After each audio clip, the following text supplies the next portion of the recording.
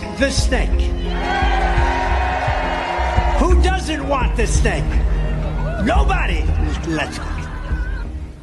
Was there any reference early on that the possible origins of SARS-CoV-2, that they now designate the disease process as COVID-19, could it possibly be that snakes were ever a thought or a published possible source for SARS-CoV-2?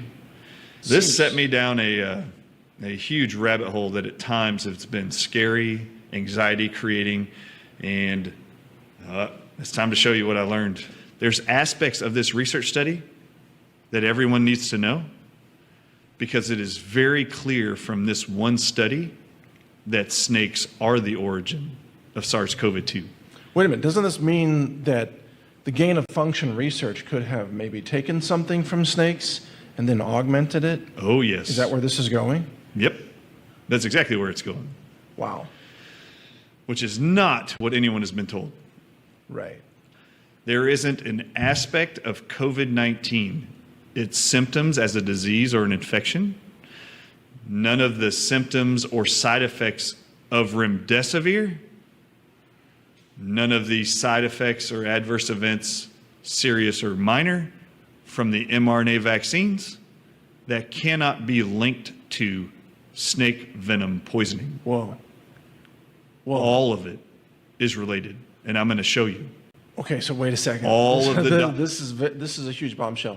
So you're saying if you look at the neurological symptoms, the blood clotting, oh my gosh, blood clotting, that's how snake venom destroys tissue. It clots the blood. Exactly right.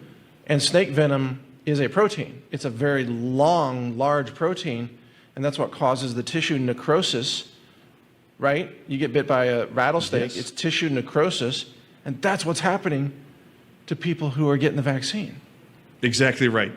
Every aspect of what they tell you is SARS-CoV-2 viral infection, everything they call a side effect that led to mortality from COVID-19 in hospitalized patients, which is with remdesivir, every side effect listed by the FDA, the CDC, the NIH, in VAERS, CMS data, all of it can be tied directly to snake venom poisoning. Okay, Dr. Artis, okay, now you got my brain running, because this means that the mRNA gene therapy alterations are injecting people with instructions to manufacture snake venom in their own cells. So their bodies are snake venom factories. That's exactly what's going on. And yes, when they talk about replicating spike proteins, no, you're replicating snake venom peptides or proteins. And it just continues to replicate throughout your body. But then this also explains why monoclonal antibodies then work. Exactly. Because it's an anti-venom.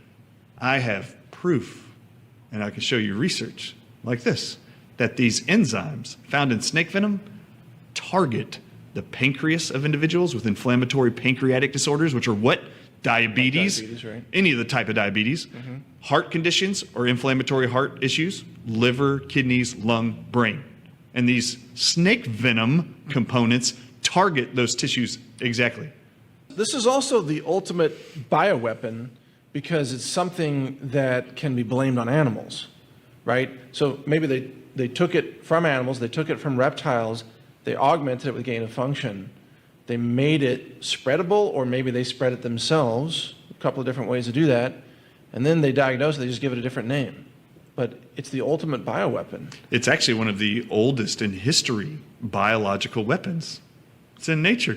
I mean, poison dart frogs, snake venoms. I mean, we've used venoms from animals for years in war. I actually am convinced that they've been targeting communities through their water systems and getting them to drink it. So this means, if true, they could have an outbreak anywhere they want. And by the way, there doesn't need to be any viral transmission to achieve this whatsoever. And in addition, then they arrive with the treatment, the cure, the EUA, which causes more death, which exacerbates the so-called outbreak, which drives people through fear into vaccines, which are based on the venom, as you're saying. Exactly right. Now, I will say, this is levels of evil upon evil, multiple layers deep. On her way to work one morning, down the path along the lake, a tender-hearted woman saw a poor, half-frozen snake. His pretty colored skin had been all frosted with the dew. Poor thing, she cried, I'll take you in, and I'll take care of you. Take me in, O tender woman, take me in for heaven's sake. Take me in, O tender woman, sighed the vicious snake. You know, Dr. Ardis has released a lot of information about snake venom origins and snake venom use in pharmaceuticals and, drug research and so on. I was shocked that there are apparently still many people who do not know that snake venom and frog venom and venom from conefish and stingrays and so on, a lot of people apparently did not know that those substances have been routinely used by the pharmaceutical industry for 50 years to research and discover, quote, discover new drugs. There's a company called VENOM Tech, and this is all over the pharmaceutical news websites like News, Medical, Life Sciences. Here's the headline. VENOM Tech announces new drug development collaboration with Charles River. That's Charles River Laboratories. In fact, I'm going to show you this. This is at news-medical.net. And this, let me just read from I guess this is a press release. VENOM Tech is collaborating with Charles River Laboratories International to help drug developers explore venom-derived compounds for a wide range of therapeutic targets. And this collaboration will bring together VENOM Tech's biology expertise and vast venom-derived peptide library. VENOM Tech's targeted venom discovery array, trademark, T-VDA, trademark, libraries provide researchers with a straightforward solution to rapidly screen thousands of individual venom fragments, with each array specifically designed to maximize hits for a specific target. And then there's a statement from Paul Grant, the CEO at VENOM Tech. It says, VENOM Tech has been at the forefront of venom research for drug discovery for more than a decade. So, we can showcase our innovative technology, introducing the wider industry to the potential of venoms for the successful delivery of more leads more quickly for a broad range of targets. And then they go on to say, VENOM Tech is a global leader for venom research enterprises based out of world-class laboratories at Discovery Park in Kent, United Kingdom. And let's see. Help our customers make pioneering advances in drug discovery and crop protection and cosmetics. So not only is snake venom used by Big Pharma, it's used to create pesticides, and it's used in cosmetics. VENOM Tech simply demonstrates that these venom-based molecules are biologically active and are used as therapeutic agents. They are used for pharmaceutical research, and that other companies have used snake venom-derived peptides. No one can deny that venom is used in drug discovery. I mean, anybody who does is just ignorant. They just don't know what they're talking about. And I saw a lot of that in the last 24 hours. I saw even some people from alt media. They're like, this is impossible.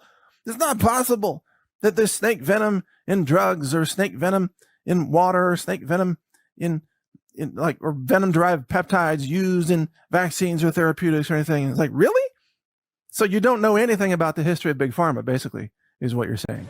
She wrapped him up all cozy in a comforter of silk and laid him by her fireside with some honey and some milk. She hurried home from work that night, and as soon as she arrived, she found the pretty snake she'd taken had been fully revived. Take me in, O tender woman. Take me in for heaven's sake.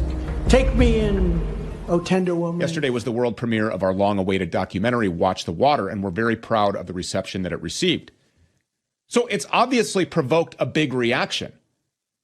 For some people, Dr. Ardis's theory about snake venom is the skeleton key of COVID. It's the piece of information that causes everything to come together, and finally, it makes sense.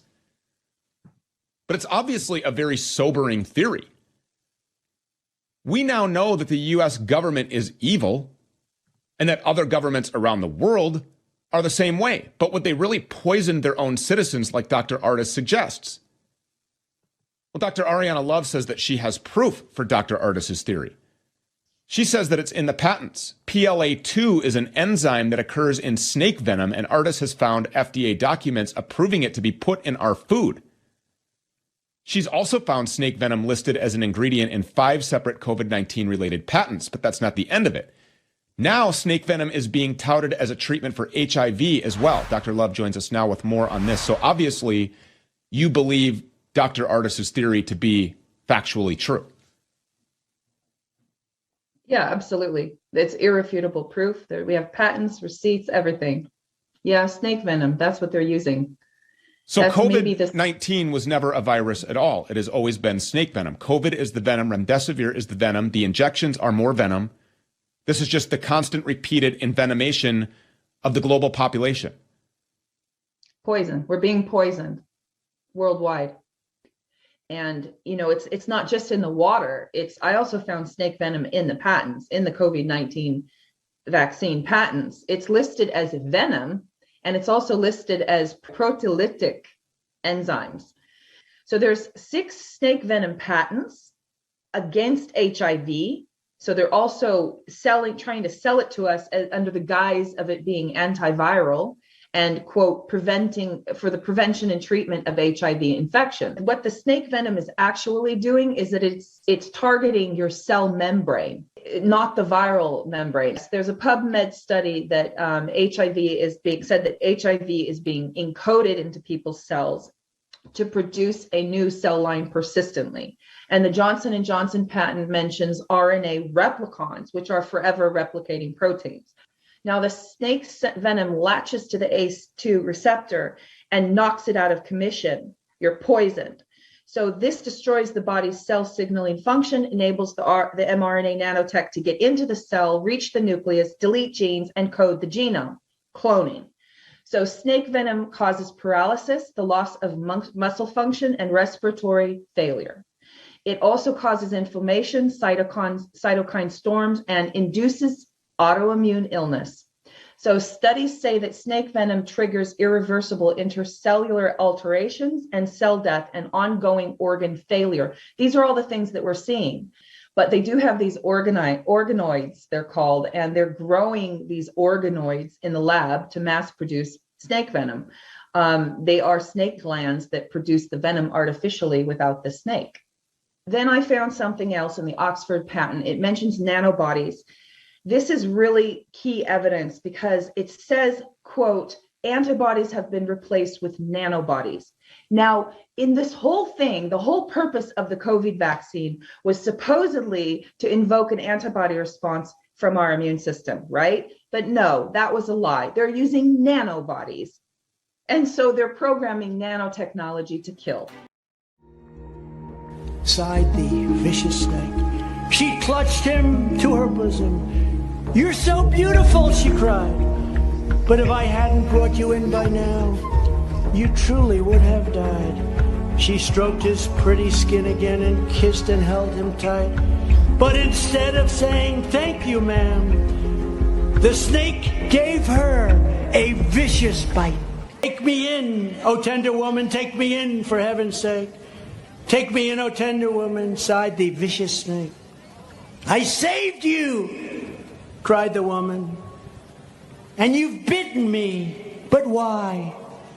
You know your bite is poisonous, and now I'm going to die." "Shut up, silly woman," said the reptile with a grin. "You knew damn well I was a snake before you took me in." I think it's pretty good. I think it's pretty good.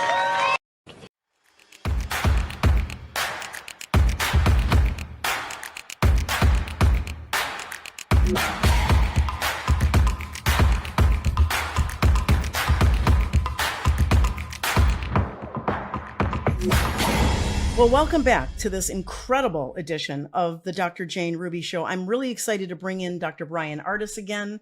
We're just going to get right to it. Thank you again for being with me, Dr. Ardis. We know we have some really important things to discuss today. Dr. Jane Ruby, I'm so excited. Haven't you been thrilled since you got this info? Yes, I want to let people know that over the weekend, the previous weekend, full disclosure, we've been working with Dr. Zandre Batha from South Africa. She stepped forward to talk to Dr. Artis and me to bring together some connections that she's made. And we're going to start out by, I'm going to ask you, Dr. Artis, to help people understand, and if you could define what we're talking about when we talk about snake venom in the shots, in the illnesses. Let's define it properly. So please take a minute to do that before we start looking through Dr. Batha's incredible pictures.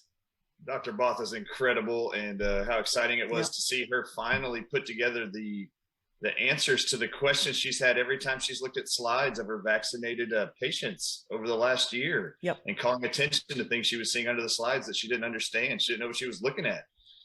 Yes. So let's define this a little bit. So snake venom peptides, or what research titles toxin-like peptides, that have been found and isolated in COVID-19 patients, but not in those who are not positive COVID-19 patients.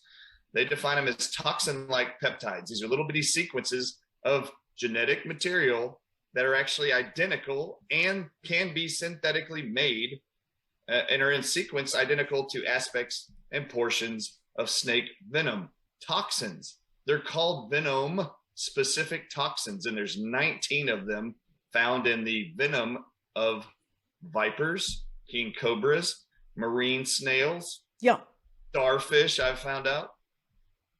Right. And so the point of all this is that these snake venom peptides are what it is, at least we know. We're going to show people how we've seen it now through Dr. Batha's help and several other scientists that worked with her to see the evidence of this. And what we're going to show you is that there is evidence of these these snake venom peptides in the Pfizer vials, at least. These are what's been examined. And then we're going to see what she found when she exposed healthy red blood cells from a human being to this poison. And then we're going to see the evidence that they retained the toxic. This is not an accident. They retained the toxic effects when mixed with human blood. So it's not the only thing in the vials, because people are saying, well, was it snake venom or is it graphene? Look, I've always said they can have many different things in these vials at any given time. They've got a 50% leeway, right? That the FDA and the EMA gave them. They can put anything they want in there. So it could be combinations of the snake venom peptides with all these other substances that we've revealed on the show many times before. So I want to take us through these pictures while we have Dr. Artis here. Dr. Artis, we're going to look at picture number 1. And for our producers, so they're going to bring these pictures up for us. This is entitled, just for their reference, picture 1, Venom LYS 49. And what Dr. Batha showed us is that this is taken from the internet. This is established cytotoxicity of snake venom, right, in the cardiac tissue of a rat. But the point is, if you look at those two pictures on the bottom, the green fluorescent with sort of a stringy look to it, that's the snake venom peptide, correct? Yep, it is. And I want to explain something. This PLA2 like myotoxin, myo means muscle toxin. Yep. That PLA2 was originally ever discovered in king cobra venom. And it's actually what they're using right now, scientists and doctors are, as a biomarker for mortality of COVID-19 patients. Wow. Okay, so I want people to remember these pictures in picture 1, these two structures, because you're going to see them again in the real situation. So picture number 2 is what we've entitled here, Pfizer vial with venom. This is a picture from Dr. Batha's examination of a Pfizer undiluted vial that she has put on a plate and looked at under the microscope. Doesn't that look pretty similar structurally to what we just saw in that in that previous picture? I couldn't believe this when she showed this to us. As soon as she put it on the screen, I was like, you have to imagine, look at the first picture that we showed. Sure. It looks like green crystal straws that have been broken with broken edges. Yep. Now look at this image under a microscope. It looks just like that, like this crystal glass green structure, broken, fragmented. This is what venom looks like under a microscope in the blood of someone. Absolutely right. And, a lot of people have said, well, how come if it's been there the whole time, we didn't see it? Well, we were looking at it, right, Dr. Artis, but we didn't know what we were looking at. That's what Dr. Botha said. She said until Dr. Artis came out and laid out all that, by the way, all that incredible evidence that the majority of people jumping to conclusions haven't watched the Mike Adams 3 1 hour. They've watched a part of it. Even Pierre Corey said, I only watched one and a half of it. Okay, well, try watching segments 2 and 3 where Dr. Artis lays out step by step incredible articles and pharmaceutical documentation. So let's go to number 3 because we're against the clock a little bit here.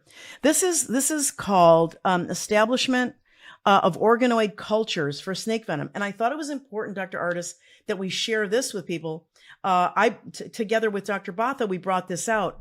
In the upper level, it talks about going from actual snake venom to then synthesizing through, right, to these organoids, which are these peptides. And in the second row, I want people to pay close attention to as this progresses and you see these organoids, Dr. Botha said originally it looked to her like they were air bubbles, but she said there was something wrong. They weren't quite air bubbles. Remember, she's a microscopy expert.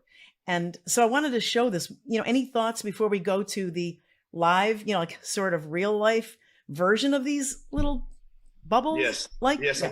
I want the world to know. People have thought originally that I was saying they're milking snakes into cups and they're pouring it into your water. I didn't say that. They can actually synthetically make in a lab any venom. And they've been using this technology using what are called organoids from snake glands, snake venom glands. And it will actually make and generate its own venom over and over and over and over. What I did not know is when she started putting up pictures the other day, I was like, I already knew about this stuff. And look, CNN reported January of 2020 that now snake venom, the first month of this pandemic for Americans, snake venom can now be made in a lab. They don't even need snakes. And they talk about this actual technology in laboratories around the world. When she showed us these slides, I about fell out because in my mind, it didn't get this evil until I saw this. And I am not the microbiology expert. I'm not the one with the microscopes.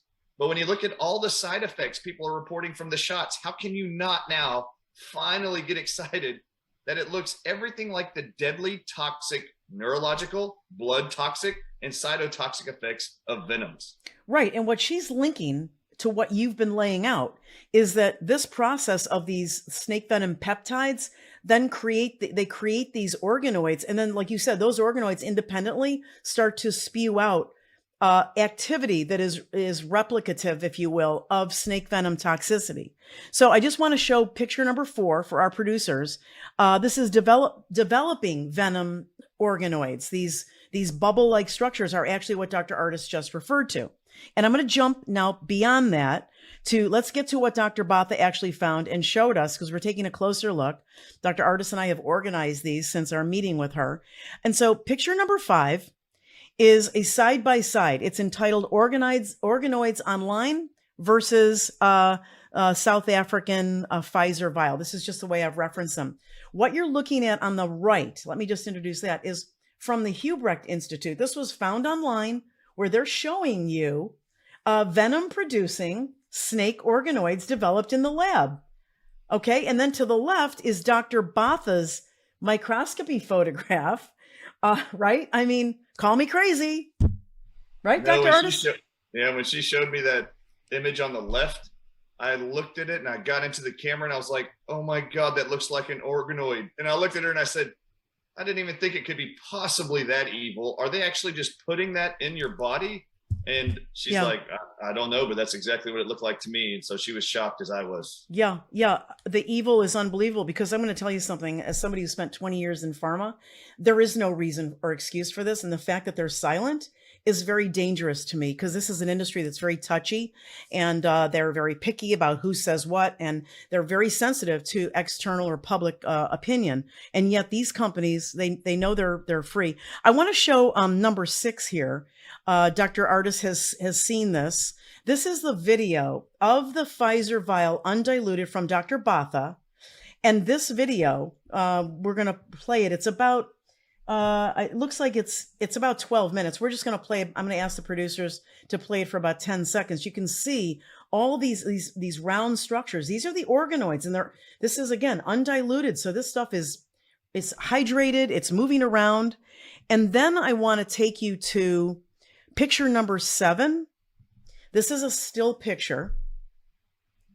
This is to explain, I think, to the audience, Dr. Artis, what these organoids,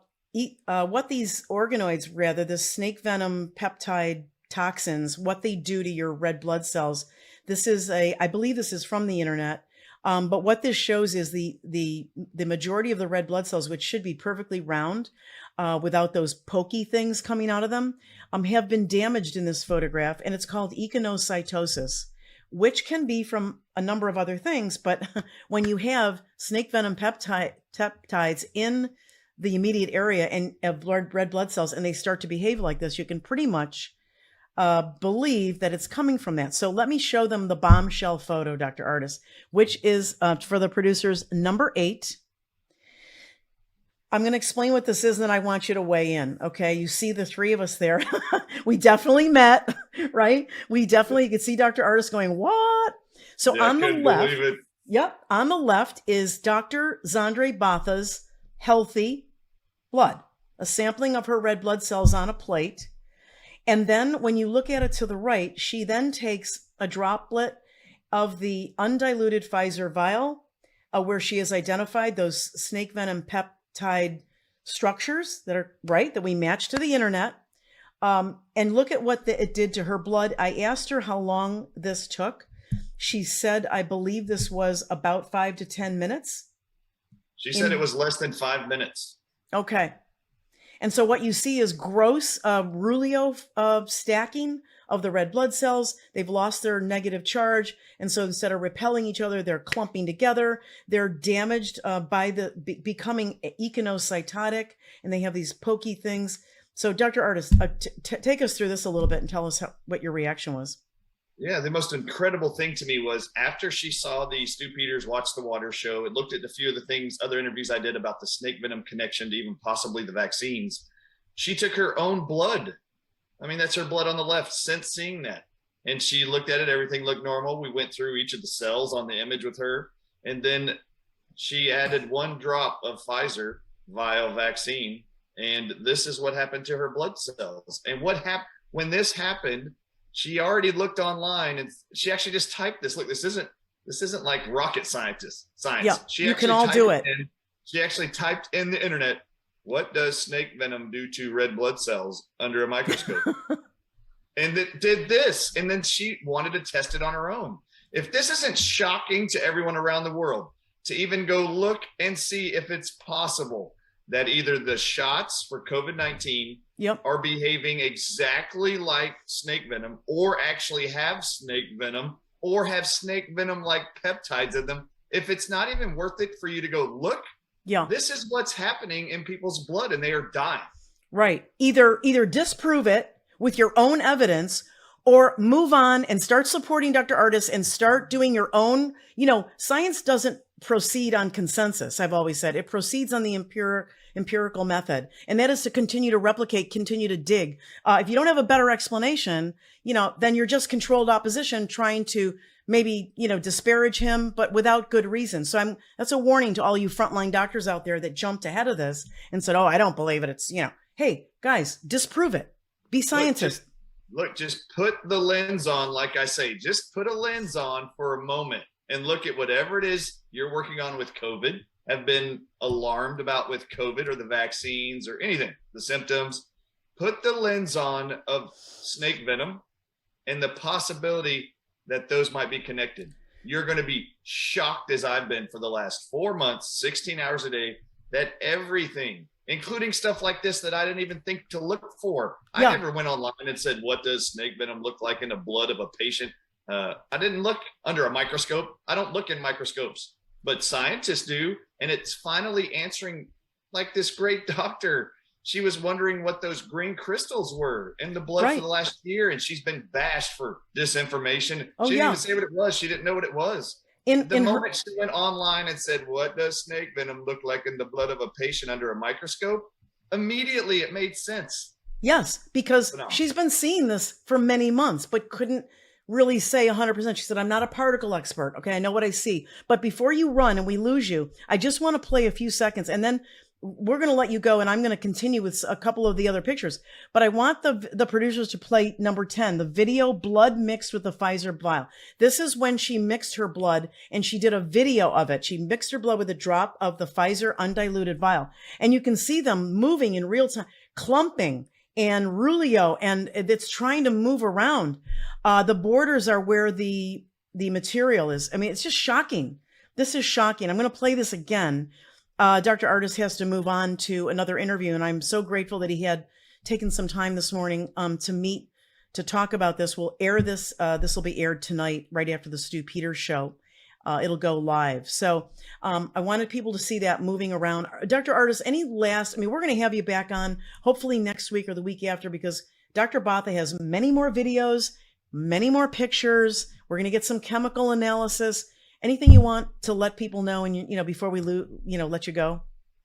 No, I just want everybody to know that I love you. We love you. We're trying to save the world and make sense out of madness. It's been nothing but maddening trying to put the pieces together. Remember, the media is mass controlled, and they've only wanted you to look at a certain story they want you to see, a reality they want you to see. Absolutely. It's not that reality. I'm just trying to open your minds up to the fact they've been lying to you the whole time, and they have been. You've been convinced of that. The lie is even more evil than you realize. They are using snake venom peptides. They're using cono snail peptides called alpha conotoxins. And we're going to show you the world's unraveling this mystery. It's phenomenal. And we need to hold people accountable for lying to you. There's no question. And one last thought. Do you think there are some RNA codes in addition to this that may integrate, these types of these animals, their genome into ours? Any quick thoughts on that? I do. Drew Weissman and Cataline Carrico at the University of Pennsylvania are the ones who co-created these mRNA shots. You have to understand, in 2009, I have studies, and I went through those with Mike Adams. The method of doing gene editing therapy, which the whole studies are funded by the NIAID department of Anthony Fauci since 2009. They have been using in their research funded by Anthony Fauci for gene editing therapy using mRNA. They use a substance called snake venom phosphodiesterase to cleave your RNA and DNA to insert an mRNA gene. That's what they use. So the two people who created these shots for over a decade have been funded by Anthony Fauci to use snake venom in the development of gene editing therapy. And then they created these shots. So at the same time, there's mRNA research, mRNA from snake venom wrapped in nanoparticle hydrogel, added dynabeads to get this to assimilate and be delivered and be more stable and get it into your cells. So yes, I'm worried. There's snake venom in the shots. It looks like under a microscope. The effects on your red blood cells are identical to snake venom. Period. Look, watch the videos. And then what if they are using this mRNA that in 2012 from snake venom, they found is the most stable in nature, and then started wrapping with nanoparticle hydrogel to make it even more stable, meaning it lasted 38 years. Wow. 38 years in storage. Now you have to understand too, snake venom stays in your body for up to 10 years. Could you imagine one booster shot after another? If this has got snake venom peptides in there, what's going to happen to you? Well, these little videos you're showing the world right now is showing you what is going to happen to you one shot after another. If you survive it. Yes. If you survive it. And then there's been no deadlier experiment worldwide on 5 billion people so far than this. And do you want to know why there's so many people dying and why there's so many people diseased? Look at all the side effects. All of them can be directly attributed to snake venom peptides, conotoxins from marine venomous snails that are more venomous and deadly than king cobras. And as you're about to learn this coming week, they've been using conotoxins from snails, of marine snails, which is lethal, combining it with king cobra venom, putting it in ice, and even shooting it at people to kill them. Where is that happening?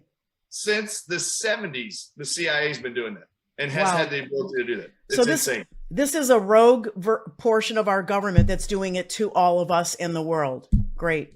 The technology has been around for years to weaponize individual peptides. Remember, there's 19 venom-specific toxins found in king cobra venom and other viper venoms. Pay attention to this 19. Since the 70s, since 2005 by Dr. Brian Fry, and then in 2020 by Genentech. Each of these people and organizations isolated from the venoms of vipers and king cobras that there's exactly 19 venom-specific toxins that individually target and kill an organ in your body as the prey. I do not think it's ironic. I do not find it funny that they actually called this COVID-19 when they've had for 40 years, 45 years now, the knowledge that there's exactly 19 of these. My entire view now is you can almost call this entire pandemic CoVenom 19 because they're putting it in your face that they've been doing this research and isolating this for years. Yeah, with impunity. I mean, and they're targeting people with specific underlying preconditions, comorbidities. They're targeting diabetics. They're targeting heart failure patients, obesity patients, liver failure or liver inflammatory conditions. They're targeting kidney patients, neurological patients. Take me in, O tender woman, sighed the vicious snake. She clutched him to her bosom. You're so beautiful, she cried. But if I hadn't brought you in by now, you truly would have died. She stroked his pretty skin again and kissed and held him tight. But instead of saying, thank you, ma'am, the snake gave her a vicious bite. This is a eugenics program. This gain of function testing is no different. Just so you know, the gain of function testing in labs around the world, this is what they're doing. They are weaponizing aspects found in animals, like bats, like they've mentioned, like venoms from snakes, like I just told you. They are weaponizing these things, and they know they can take peptides and either tie them to a virus or just put them into circulation somehow and distribute them around the world. For example, there is no group of individuals outside of the elderly being targeted in nursing homes and hospitals that they are trying to wipe out first. That is number one. The group they're targeting with the vaccines and the hospital rollout. The second group they're targeting the most are those with pre-existing conditions. Number one, diabetics. They are targeting diabetics, type 1 and type 2, with peptides of venoms out of snakes and out of conotoxins, which are marine venomous snails, more dangerous than king cobra venom. And if you take just one of the 19 organ targeting peptides in their venom, and you just put that in the air or water or inject it inside of them in a vaccine, it will target the pancreas, disrupt their ability to manage insulin. They'll have this massive swing in insulin response. Their blood glucose will drop to the bottom. Within an hour, the body will try to overcorrect and shut off its insulin, which will dramatically increase how much glucose they have. And the individual goes into shock, goes into a heart attack, stroke, a coma. This is what happens, but it won't happen in the healthy people. This is an example of eugenics program. I've actually said this, Dan, in my shows and in my presentations. When the CDC is in the media telling all the blacks and Hispanics that they are the #1 hospitalized and dying race from COVID-19, that's a flat out lie. I've taken my audiences through their own data. It's not blacks and Hispanics that are dying. They're trying to scare them to sign up like a Tuskegee project to go sign up for these vaccines again. They're trying to scare you. Don't listen to them. But there's no group or race in America who's dying more percentage of their population than Native Americans in every week of this pandemic. And if you actually go a couple weeks ago, after I've been talking about this for months and then learning that they can weaponize these peptides with gain of function testing, and they can target diabetics and heart failure patients, lung patients, kidney failure patients, neurologically diseased patients like Alzheimer's, they're targeting you. No one they're targeting more than diabetics. If you go on right now and type in your a search engine, even Google, type in what race in America has the highest percentage population of diabetes. Doesn't matter when you do the search, it's going to populate Native Americans and Eskimos. And if you haven't heard this yet, indigenous people, they say around the world, are the ones targeted the most, being hospitalized and dying. I've actually said this for 6 months before I ever got the text from Richard Bartlett. Somehow, They're using gain of function testing or weaponizing something in labs, in factories. Now I believe it's venoms to target individuals who have diabetes, and they can wipe out those people and just take them out. It's disgusting to me.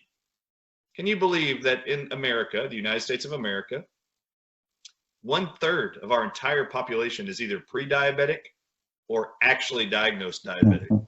A third. And then if you had an agenda to create a mass die-off, just target the third of the United States who have diabetic tendencies or pre-existing condition. This is going to be a massive die-off program, and they're not done. This 6 months, every 6 month booster program with vaccines. If you think my information's been disturbing the last 2 weeks, I mean, worldwide, it's created this massive bit of controversy and excitement and shock and more obvious the reality of the evilness behind this and maybe the symbolism behind it.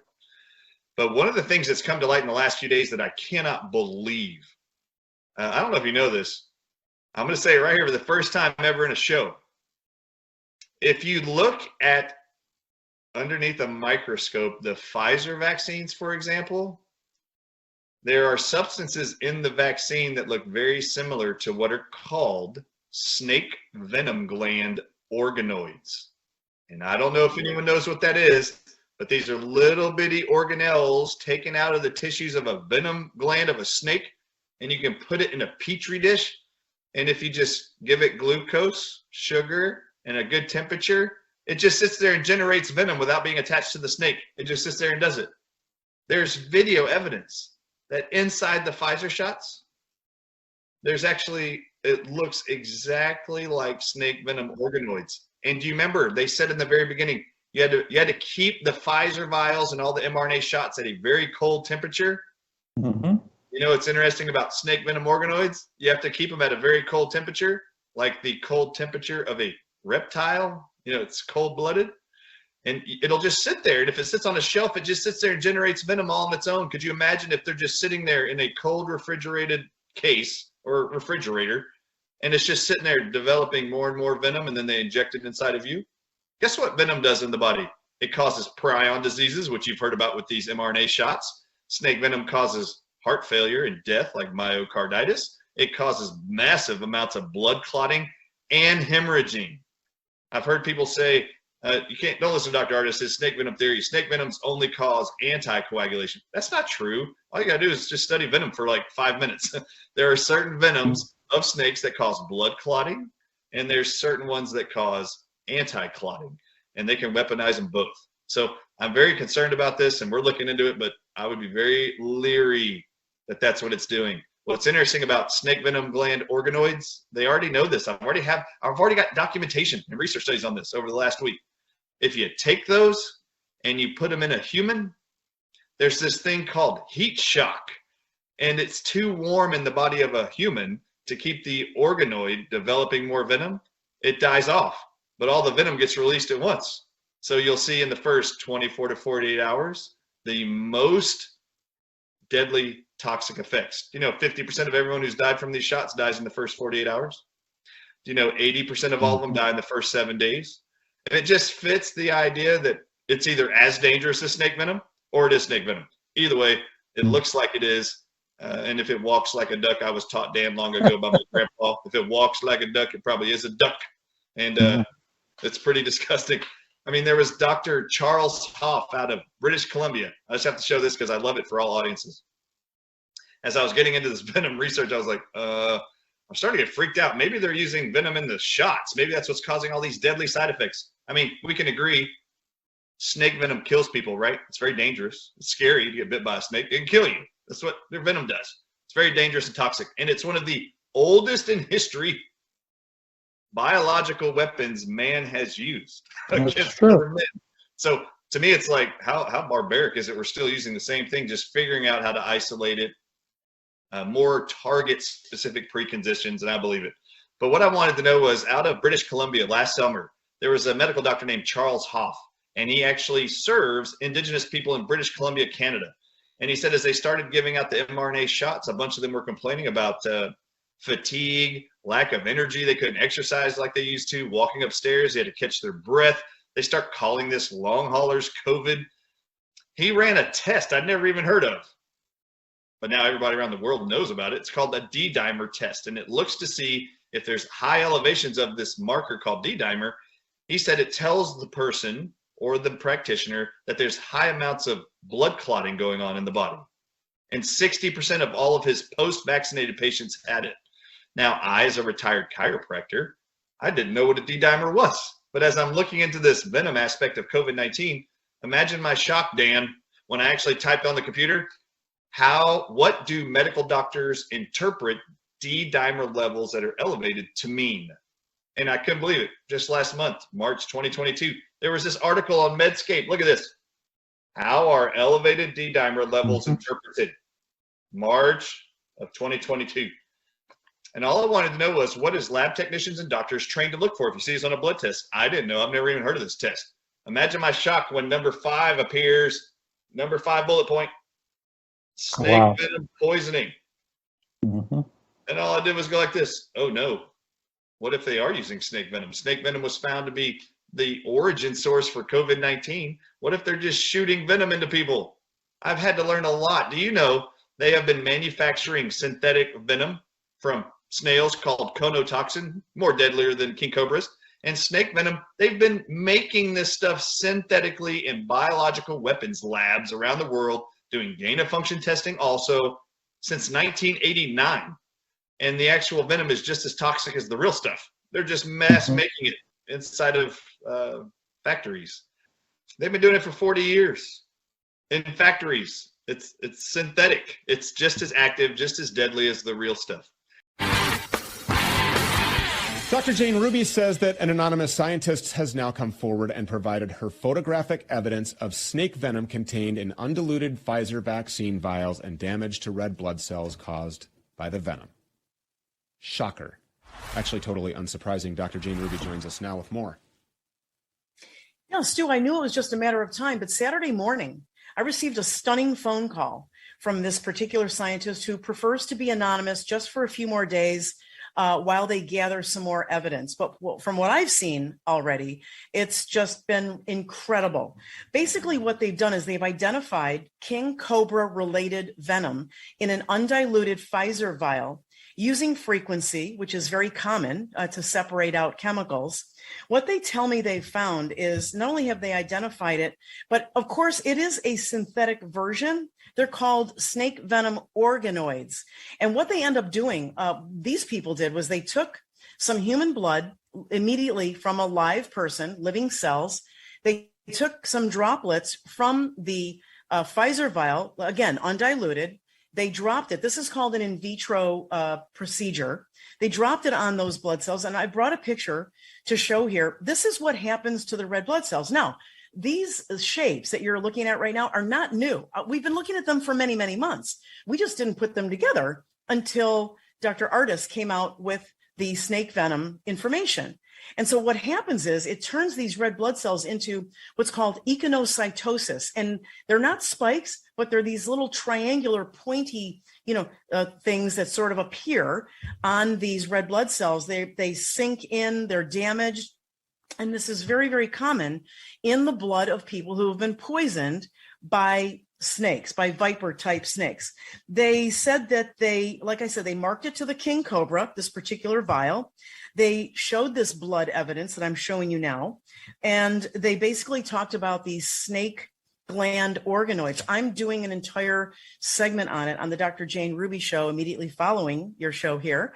And so you'll get to see the organoids, and they will look familiar to you as well, because many scientists over the months, I could name them, but it's a long list that you've already shown on your show that you've interviewed, Stu. Yeah, none of this is surprising to me. I mean, Dr. Artis in the original documentary brought forward all kinds of supportive documentation and studies and research papers and articles to support his theory.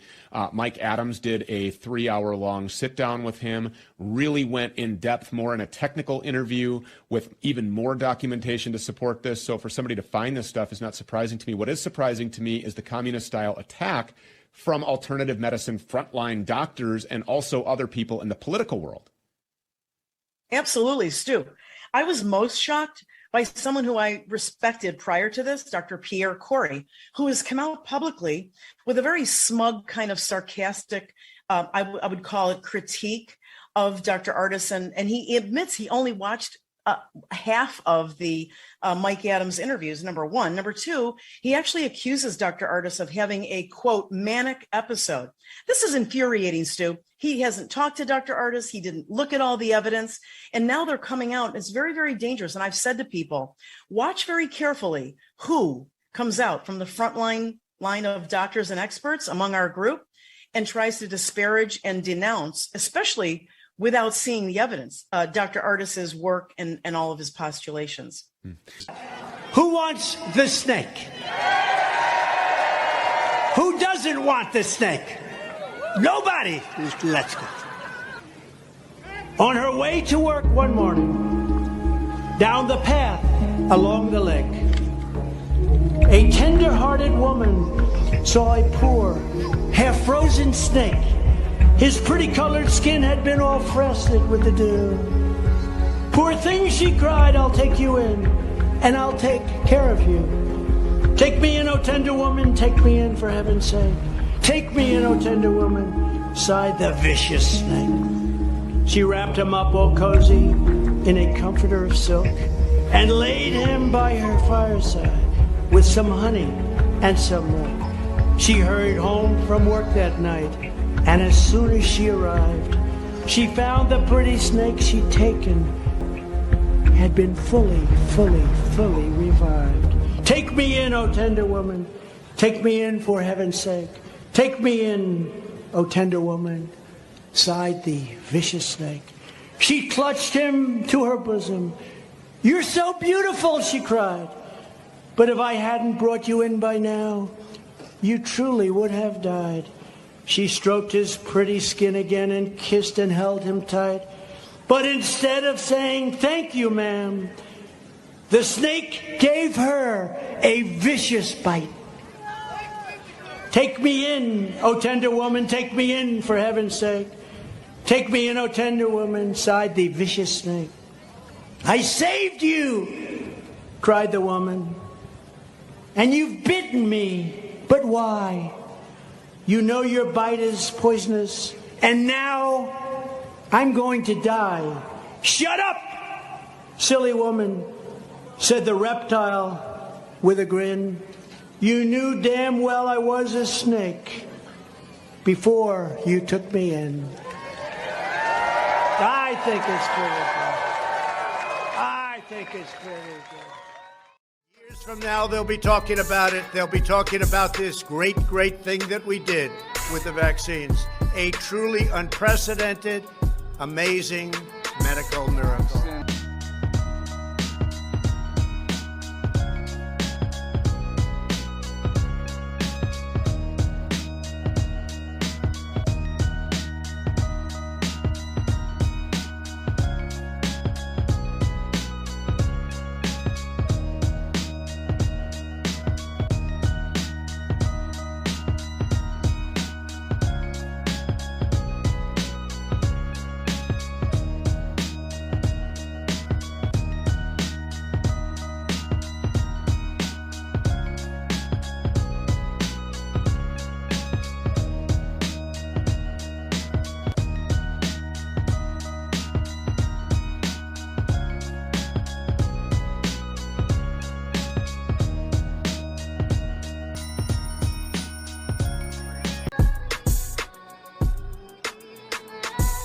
It works incredibly well, 95%, maybe even more than that. It works incredibly well.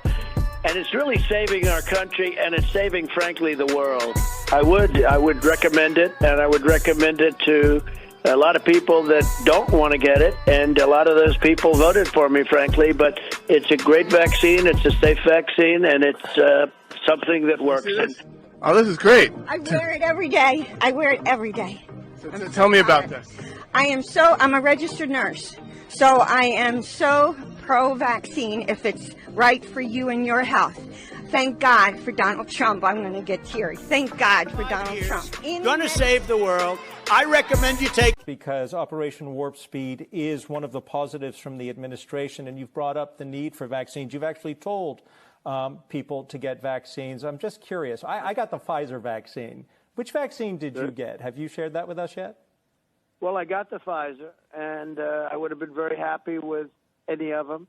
I thought a very bad statement was when they did a pause on Johnson & Johnson. I think that frightened people.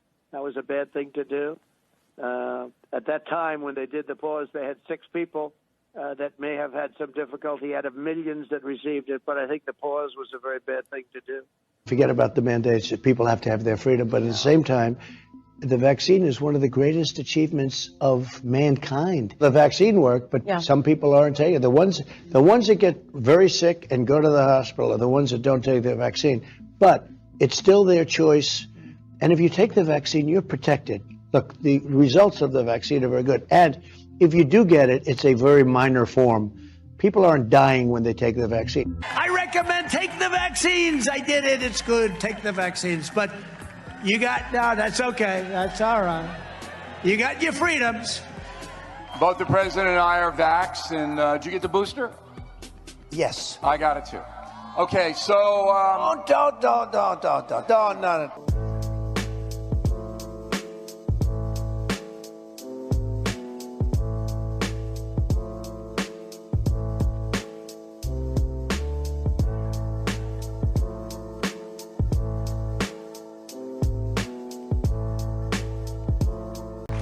It's an honor to be here with the first Jewish president of the United States. Awards are given to me by the Jewish community for different things, and this is the Tree of Life, which is a very big award in terms of everything that I stand for. It means so much to me, and a lot of times I'll have friends of mine come in, Jewish, and they will see the Tree of Life and they'll say, wow, what a great thing. The Tree of Knowledge is now and always has been forbidden by God. Lucifer has used it to take control of mankind and the entire earth. It is Lucifer's kingdom. I'm going to show you how this works. It's a lie. Lucifer calls the Tree of Knowledge the Tree of Life, but it is really a trap. It is a straitjacket that limits humankind. Kabbalah and Babylonian mysticism call the Tree of Knowledge the Tree of Life. They reverse things. Everything is upside down. We will finally complete the biometric entry-exit visa tracking system, which we need desperately. In my administration, we will ensure that this system is in place. And I will tell you, it will be on land, it will be on sea, it will be in air. We will have a proper tracking system. Thank you very much. Henry Kissinger has been a friend of mine. I've liked him, I've respected him, but we've been friends for a long time, long before my emergence in the world of politics. But we got to know each other very well. He's a man I have great, great respect for. It's an honor to have Dr. Kissinger with us, a man of immense talent and experience and knowledge. So you may want to say something, and thank you for being here, Henry.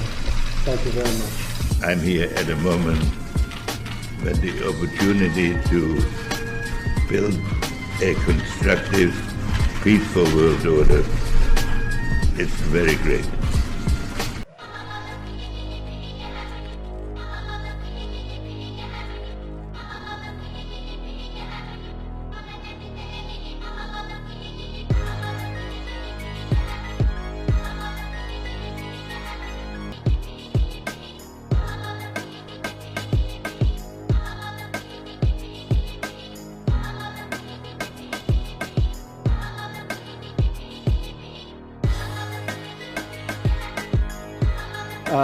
I was not a fan of his, that I can tell you. I was not a fan of his.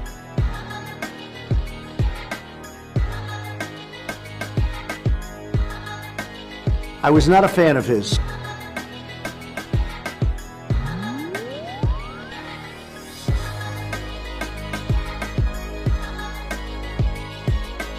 I was not a fan of his.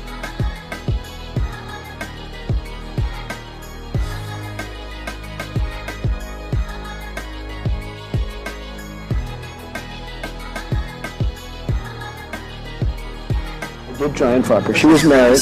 I moved on her like a bitch. I gotta use some Tic Tacs just in case I start kissing her. You know, I'm automatically attracted to beautiful. I just start kissing them. It's like a magnet. It just, I don't even wait. And when you're a star, they let you do it. You can do anything. Whatever you want. Grab them by the pussy. I can do anything. Pull the hell.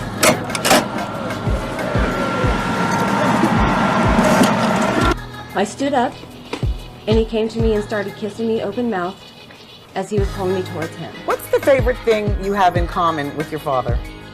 Either real estate or golf. Donald, with your daughter? Well, I was going to say sex, but I can't relate that. If Ivanka weren't my daughter, perhaps I'd be dating her. You know?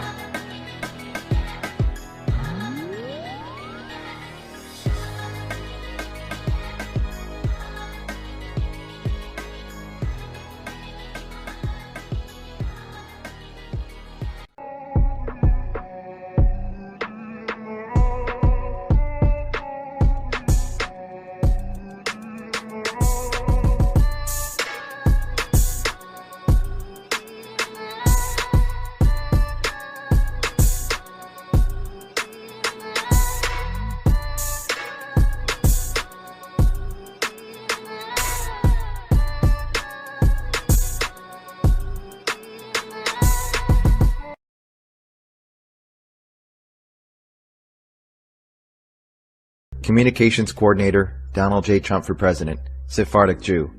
Paul Schleitner, Chairman, Supervisory Board, Deutsche Bank, Donald Trump's largest lender, Ashkenazi Jew. Miriam Adelson, Endorser, Donald J. Trump for President, Donor, Future 45 PAC, Finance Vice Chairman, Trump Presidential Inaugural Committee, Ashkenazi Jew. Sheldon Adelson, Endorser, Donald J. Trump for President, Donor, Future 45 PAC, Finance Vice Chairman, Trump Presidential Inaugural Committee, Ashkenazi Jew. Paul Atkins, Member, President Trump's Strategic and Policy Forum, Ashkenazi Jew. Brian Ballard, Finance Vice Chairman, Trump Presidential Inaugural Committee, Ashkenazi Jew. Elliot Broidy, Vice Chairman, Trump Victory Committee, Finance Vice Chairman, Trump Presidential Inaugural Committee, Ashkenazi Jew. Safra Katz, Executive Committee Member, Trump Presidential Transition Team, Ashkenazi Jew. Michael Cohen, Executive Vice President and Special Counsel, the Trump Organization, Ashkenazi Jew. Gary Cohn, Director, United States National Economic Council, Ashkenazi Jew. Delos Cosgrove, Member, President Trump's Strategic and Policy Forum, Ashkenazi Jew. Gil Deser, President, Trump Desert Development, Ashkenazi Jew. Michael Deser, Founder, Trump Desert Development, Ashkenazi Jew. Louis Eisenberg, Chairman, Trump Victory Committee, Finance Co-Chairman, Trump Presidential Inaugural Committee, Ashkenazi Jew. Boris Epstein, Senior Advisor, Donald J. Trump for President, Ashkenazi Jew. Stephen Feinberg, Donor, Trump Victory Fund, Member, Trump Economic Advisory Council, Ashkenazi Jew. Lawrence Fink, Member, President Trump's Strategic and Policy Forum, Ashkenazi Jew. Alan Fishman, Chairman, Ladder Capital, Donald Trump's second largest lender, Ashkenazi Jew. David Friedman, Co-Chairman, Israel Advisory Committee for Donald Trump, United States Ambassador to Israel, Ashkenazi Jew. Samuel Fox, Vice Chairman, Trump Victory Committee, Ashkenazi Jew. Alan Garten, Executive Vice President and General Counsel, the Trump Organization, Ashkenazi Jew. Bruce Gelb, Endorser, Donald J. Trump for President, Ashkenazi Jew. Michael Glassner, Deputy Campaign Manager and National Political Director, Donald J. Trump for President. Special Advisor for Operations, Trump Presidential Transition Team, Ashkenazi Jew. Lawrence Glick, Executive Vice President of Strategic Development, the Trump Organization, Ashkenazi Jew. Jason Greenblatt, Executive Vice President and Chief Legal Officer, the Trump Organization, Co-Chairman, Israel Advisory Committee for Donald J. Trump, President Trump's Special Representative for International Negotiations, Ashkenazi Jew. Vincent Harris, Former Digital Strategy Manager, Donald J. Trump for President, Ashkenazi Jew. Thomas Hicks, Sr., Finance Vice Chairman, Trump Presidential Inaugural Committee, Ashkenazi Jew. Carl Icahn, Endorser, Donald J. Trump for President, Special Advisor to the President for Regulatory Reform, Ashkenazi Jew. Gail Icahn, Finance Vice Chairman, Trump Presidential Inaugural Committee, Ashkenazi Jew. Robert Eager, Member, President Trump's Strategic and Policy Forum, Ashkenazi Jew. Travis Kalanick, Member, President Trump's Strategic and Policy Forum, Ashkenazi Jew. Peter Calico, Donor, Trump Victory Fund, Ashkenazi Jew. Daniel Kowalski, Deputy Policy Director, Donald J. Trump for President, Member, Trump Economic Advisory Council, Ashkenazi Jew. Charles Kushner, Endorser, Donald J. Trump for President, Donor, Make America Great Again PAC, Ashkenazi Jew. Jared Kushner, Senior Advisor, Donald J. Trump for President, Executive Committee Member, Trump Presidential Transition Team, Ashkenazi Jew. Yael Kushner, Ivanka Trump, Executive Vice President, the Trump Organization, Senior Advisor, Donald J. Trump for President, Executive Committee Member, Trump Presidential Transition Team, Orthodox Jewish Convert. Bennett LeBeau, Donor, Trump Victory Fund, Ashkenazi Jew. Richard Lesser, Member, President Trump's Strategic and Policy Forum, Ashkenazi Jew. Ronald Lieberman, Executive Vice President of Management and Development, the Trump Organization, Ashkenazi Jew. Howard Lorber, Donor, Trump Victory Fund, Member, Trump Economic Advisory Council, Ashkenazi Jew. David Malpass, Member, Trump Economic Advisory Council, Ashkenazi Jew. Douglas Manchester, Donor, Make America Great Again PAC, Ashkenazi Jew. Bernard Marcus, Endorser, Donald J. Trump for President, Donor, Rebuilding America Now PAC, Donor, Make America #1 PAC, Ashkenazi Jew. Rebecca Mercer, Donor, Make America #1 PAC, Executive Committee Member, Trump Presidential Transition Team, Ashkenazi Jew. Robert Mercer, Donor, Make America #1 PAC, Ashkenazi Jew. Amanda Miller, Vice President of Marketing, the Trump Organization, Ashkenazi Jew. Eli Miller, Chief Operating Officer, Donald J. Trump for President, Ashkenazi Jew. Jason Miller, Senior Communications Advisor, Donald J. Trump for President, Communications Director, Trump Presidential Transition Team, Communications Director and Assistant to the President, the White House, Ashkenazi Jew. Stephen Miller, National Policy Director, Donald J. Trump for President, National Policy Director, Trump Presidential Transition Team, Senior Advisor to the President for Policy, the White House, Ashkenazi Jew.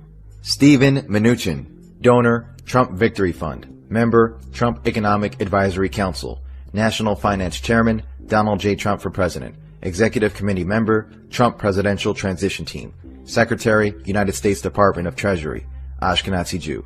Elon Musk, Member, President Trump's Strategic and Policy Forum, Ashkenazi Jew. Samuel Nunberg, Former Policy Advisor, Donald J. Trump for President, Ashkenazi Jew. David Orwitz, Senior Vice President of Acquisitions and Development, the Trump Organization, Ashkenazi Jew. Jeffrey Palmer, Donor, Rebuilding America Now PAC, Ashkenazi Jew. John Paulson, Donor, Trump Victory Fund, Member, Trump Economic Advisory Council, Ashkenazi Jew. Laura Perlmutter, Donor, Trump Victory Fund, Finance Vice Chairman, Trump Presidential Inaugural Committee, Ashkenazi Jew.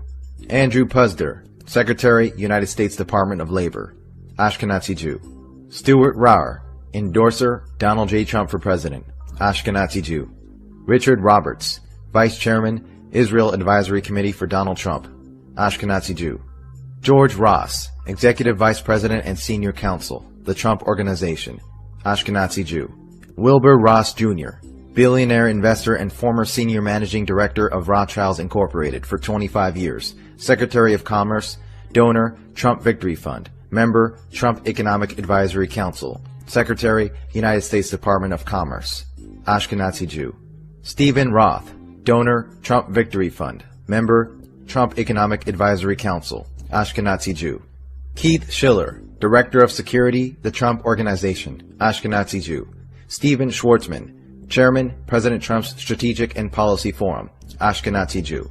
Melvin Sembler, Vice Chairman, Trump Victory Committee, Finance Vice Chairman, Trump Presidential Inaugural Committee, Ashkenazi Jew. Yaakov Shahem, Endorser, Donald J. Trump for President, Donor, Trump Victory Fund, Ashkenazi Jew. Mark Short, Senior Advisor to Vice President-elect, Trump Presidential Transition Team, Ashkenazi Jew.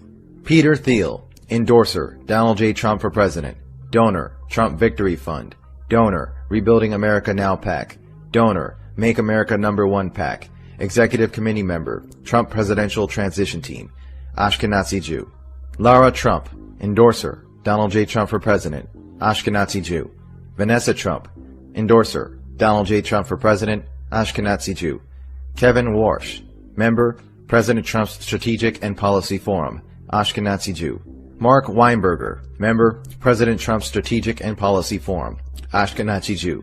Ronald Weiser, Vice Chairman, Trump Victory Committee, Finance Vice Chairman, Trump Presidential Inaugural Committee, Ashkenazi Jew. Andrew Weiss, Executive Vice President, the Trump Organization, Ashkenazi Jew. Alan Weisselberg, Executive Vice President and Chief Financial Officer, the Trump Organization, Ashkenazi Jew. Lawrence Weitzner, Advisor, Donald J. Trump for President, Ashkenazi Jew. Stephen Witkoff, Donor, Trump Victory Fund, Ashkenazi Jew. Stephen Wynn, Financial Vice Chairman, Trump Presidential Inaugural Committee, Ashkenazi Jew. Richard Lefrak, Donor, Trump Victory Fund, Ashkenazi Jew. I am the chosen. The Rebbe of Lubavitch is Messiah, yes, it's true. Don't take my word, go check it out. You will see it too. The Rebbe of Lubavitch is Messiah in our time. It's written in the holy books, and that just suits me fine. The Rebbe of Lubavitch is Messiah, yes, it's true. Don't take my word, go check it out.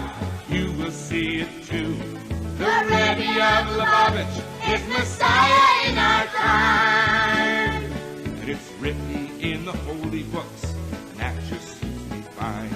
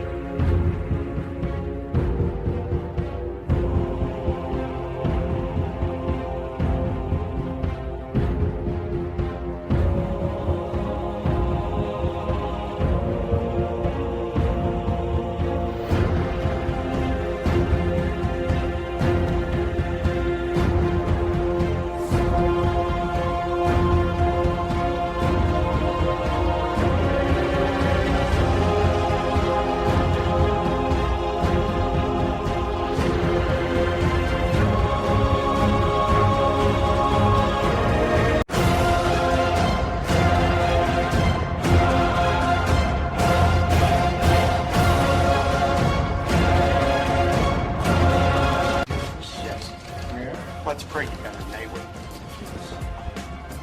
Father, your word says, if your people who are called by your name will humble themselves and pray and seek your face, you will forgive their sins and heal their land.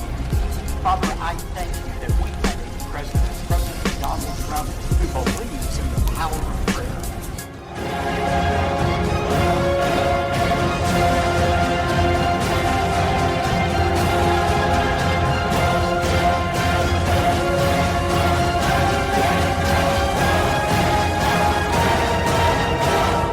That Trump is the best thing happened ever to us. That he is the magician of the highest order. That he is there in his irrational mind to create confusion in order that the human being can find new order. And you know, it's not so stupid thinking about this in that way. It's completely turning things upside down. Because since Trump is around, things are changing. Because we are waking up.